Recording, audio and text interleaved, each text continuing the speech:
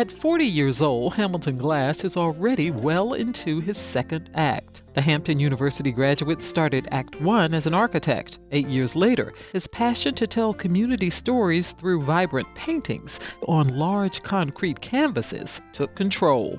For example, in the 3000 block of Richmond's Chamberlain Road, a red, white, blue, and gray painting covers the side of a 3-story building. It features 2 black women so entwined in the American flag that it's part of their physical makeup.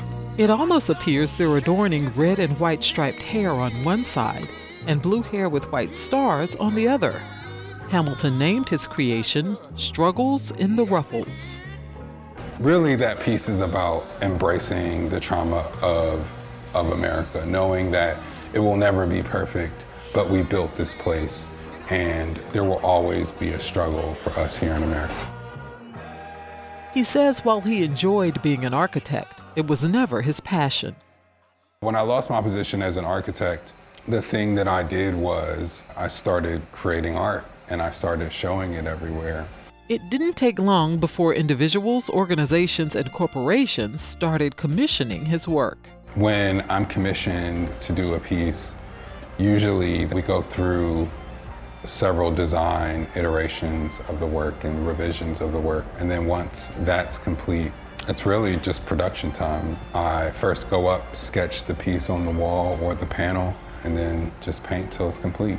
There aren't many things that take more than 2 weeks. While Hamilton has created scores and scores of murals and had his art featured in numerous exhibits and at dozens of public events, the piece that started it all was one he created for the organization Girls for a Change. He was moved when he heard the young women speak at a public forum about seeing themselves represented in a different light.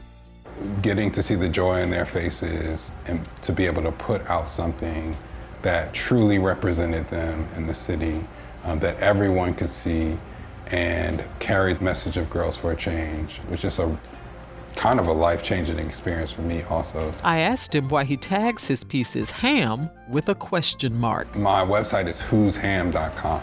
So that was the very beginning of me trying to figure out who I was. And actually, Hamilton is my middle name. My first name is Maurice, but the second I became a full-time artist, I've gone by Hamilton because it's this other side of me in which I've never explored.